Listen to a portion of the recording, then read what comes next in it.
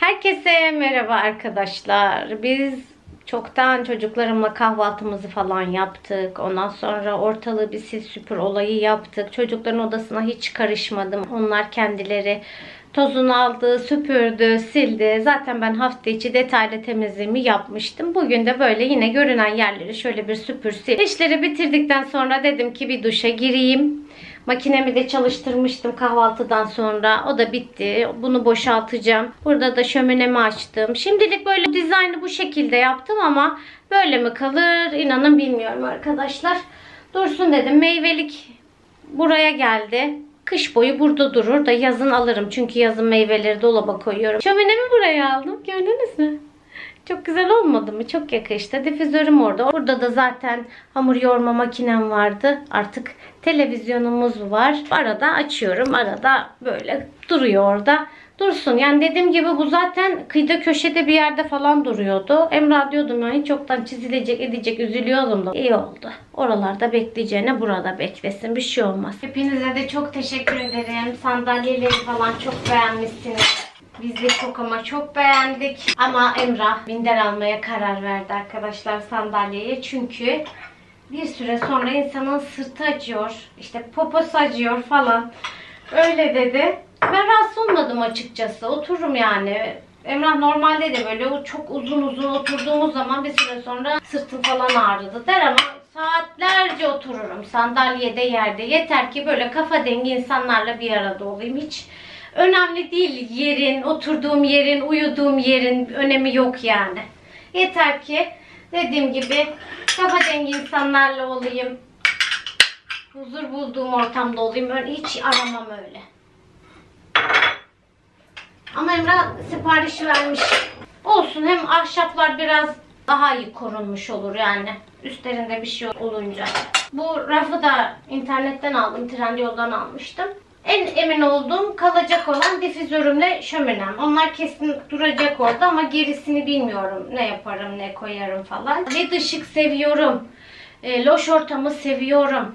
Şömine ışığı seviyorum. Bu şömine burada yokken bile telefondan da açtığım oluyordu. Ben bazen yemek yaparken falan. Yani gerçekten çok seviyorum.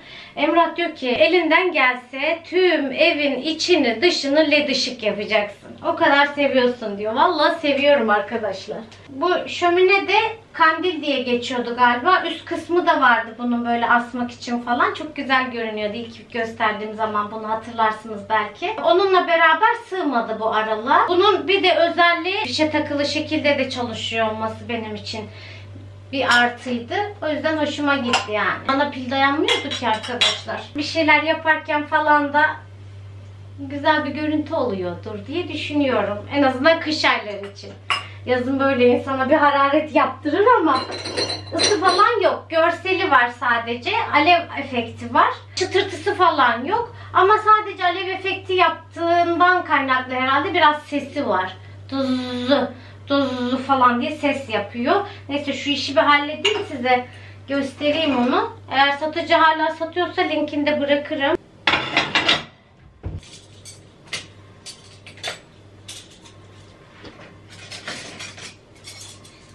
Tamamdır.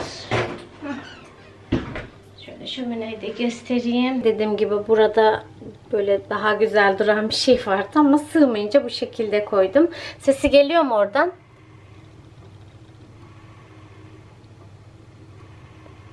Tek dezavantajı bu. Bu da motor sesidir diye düşünüyorum artık. Bu da normal. Yapacak bir şey yok. Bir de normalde bunun yanlarından da çok alev efekti yani ışık çok veriyordu. Yan olsun, üstler olsun falan. Emrah onların yanına böyle folyolu kartonlar falan koydu. Ben sadece önden yansıması olsun istediğim için, daha çok şömine gibi olsun diye. Kumandalı değil bu arada. Keşke şömine kumandalı olsaydı. Altında düğmesi var. Oradan aç kapat yapıyorum. Fişe takılı şekilde değilken de pilli de çalışıyor. Fişe takılı şekilde de çalışıyor. Artık nerede kullanırsanız oraya taşıyabiliyorsunuz. Oradaki kumandalarda birisi difüzörün, şu beyaz olan da buraya da çocukların odasındaki vantilatörden almıştık. Tavan vantilatöründen. Onun kumandası. Yani onlar oradan alınabilir. Dediğim gibi yani şu an burada en kesin olan difüzör ve şömine. Köşe raf istiyordum buraya zaten. Buralar falan ayarlanacak. Daha ayarlanmadı. Çünkü her şey daha yeni yeni geldiği için. O yüzden nasıl neyi koyacağımıza karar veremedik. Öyle yerleştirdik. Buradan Emrah bilmiyorum bir kanal falan yapacağım. Daha düz gidecek. Hani şunu elimden geldiğince saklamaya çalışırım. Bir şeyler yapacağız dedi ama halledilmese de ne olur yani en kötü. Vallahi buralardan falan bantlarım. Şuraya çekebildiğim kadar çekerim. Bu kablolar da birisi difüzörün. Şu şöminenin bu siyah olan da burada led ışığım var ya benim. Biliyorsunuz. Hah. Onun adaptörü mü deniyor artık? Bataryası mı deniyor? Ne deniyorsa. Yani bu ışığın bağlı olduğu bir şey bu. Şöyle kapatayım tekrardan. Yani aslında Emrah hani tek bir yuva yapayım. Hepsi oradan bir geçsin. Onu bir ayarlamak istiyorum ama amper olayı mı dedi. Bir şey dedi yani. Ondan olmuyor. Ama gizlemeye çalışacağım bakalım dedi. Ya gizlenmese de ne yapalım arkadaşlar. Buraya da ne koydum? Temu'dan samanlayıcı almıştım biliyorsunuz. Ve çok dandik bir şey çıkmıştı ama bu güzel. Çevirmeli falan. Buna da bakarız bir gün. Şimdi tek elle çeviremedim. Makineye çamaşır da attım. Çocukların okul kıyafetleri falan da yıkansın dedim. Suyumu da aldım yanıma geldim. Bir ağırlık çöktü vallahi mayıştım. Nedense. Çocuklar odasında. Derin tabii ki ödevini yaptı dünden ama çalışma programı var. Her dersten belli bir soru çözümü yapmak zorunda çocuğum. Kutay'ın da ödevi yok. O da dünden yaptı ama ona ben sınav hazırlamıştım öyle birkaç tane. Bir tanesini yapıyor şimdi. Derin bir de fazla fazla çözüyor ki yarın babaannesinde halasıgil falan böyle bir doğum günü yapılacak çünkü. Yemek yapmayacağım bugün. Azar azar bir ondan bir ondan bir ondan bir şeyler var. Ortaya şöyle bir salata çeşidi yoğurtlu mu olur? Böyle barbunyalı bir salata mı olur? Benim canım salata istiyor. Bugün böyle yemek yiyesim yok da. Salata yaparım. Kendim üzerine ton balığı falan dökerim. O şekilde yiyebilirim. Yani bugün yemek yapmayacağım. Canım da istemiyor. Dolaptakiler de çıkar hem. Baktım ben iyice mayıştım. Hiç zamansız uyuma Tuğba dedim. Yemek derdin de yok. Kalk bir tatlı yap dedim. Akşama güzel bir film buluruz. Ailece film izleriz diye düşündüm. Kestane de çıkarmıştım zaten. Şöyle göstereyim. Çok fazla almışız. Biz de bozulmasın diye buzluğa koymuştuk. Onu çıkardım sabahtan. O kadar lezzetli bir kestaneymiş ki size anlatamam. Bayağı beğendik. Bizim buradaki marketten almıştım. Mahallenin marketinden. Kestanedir, tatlıdır. Yanına içeceklerimiz. Belki çocukların istediği birkaç abur cubur derken güzel bir cumartesi akşamı olur bugün. İnşallah. Ne yapacağım ben? Çikolata soslu, biraz ıslak, İçi biraz nemli diyelim daha doğrusu. Öyle bir kek yapacağım. Zaten kanalımda bundan birçok kez yaptık. 3 yumurtayı hemen kırıyorum. Bu kısım çok fazla uzamasın. Ben önce malzemeleri sayayım. 3 yumurta, 1 su bardağı toz şeker, 1 su bardağı süt, yarım su bardağı yağ, 1 paket kabartma tozu, vanilin, 2-3 yemek kaşığı kadar kakao, 1 su bardağı un. Un miktarını tabii ki kullandığınız markaya göre de arttırıp azaltabilirsiniz. Ya da istediğiniz kıvama göre tamamen size kalmış.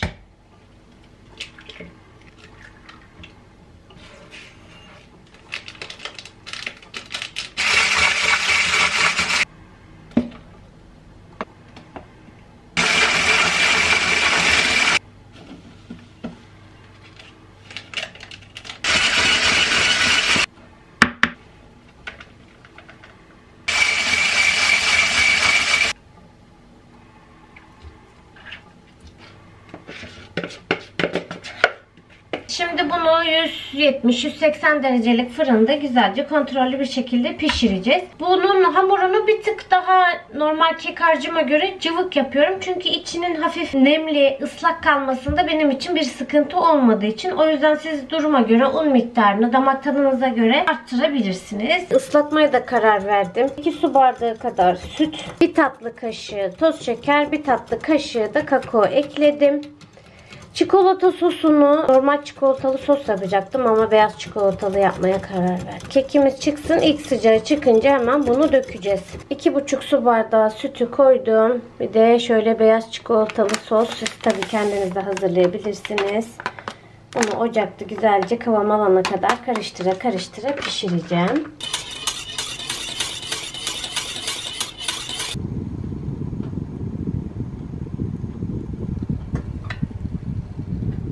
kekim fırından çıktı. Şöyle testlerimi görebilirsiniz. Dilimleyeceğim keki. Önce ortadan bir keseceğim.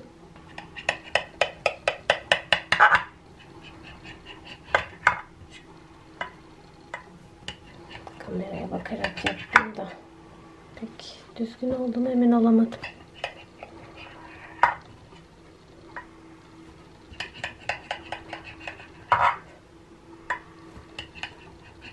3-5 dakika beklesin. Hemen buradaki kakaolu sütlü şekerli karışımımı ekleyeceğim. Dediğim gibi bunu yapmak zorunda değilsiniz. Ben daha böyle ıslak ıslak olsun istediğim için yapacağım. Ben 2 su bardağı süt kullandım ama siz daha az da kullanabilirsiniz.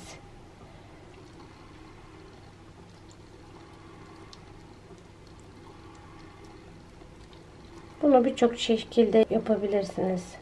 Çikolata sos yerine krem şanti de çok güzel oluyor mesela. Bugün canım böyle yapmak istedi benim. Bu birazcık çeksin. Hemen çikolata sosumu da ekleyeceğim. Kıvamı bayağı bir muhallebi gibi geldi. O yüzden içine biraz süt ekleyip tekrardan karıştırdım. Kim engel olabildi? Kimse. Öyle yaptım.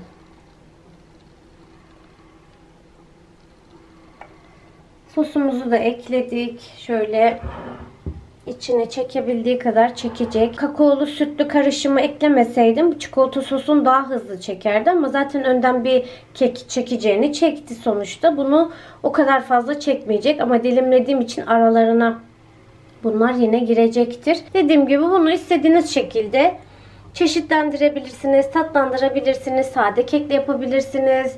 İşte içine ceviz, portakal, limon kabuğu vesaire koyabilirsiniz. Çikolata koyabilirsiniz. Bu sosuna artı çikolata ekleyebilirsiniz. Krem şantili yapabilirsiniz. Meyveli sosla tamamen size kalmış. Neyse bu birazcık böyle soğuya dursun. Antep fıstığım vardı. Ondan ekleyeceğim. Sabırsız ben. Biraz daha soğusa daha iyi olur ama duramıyorum.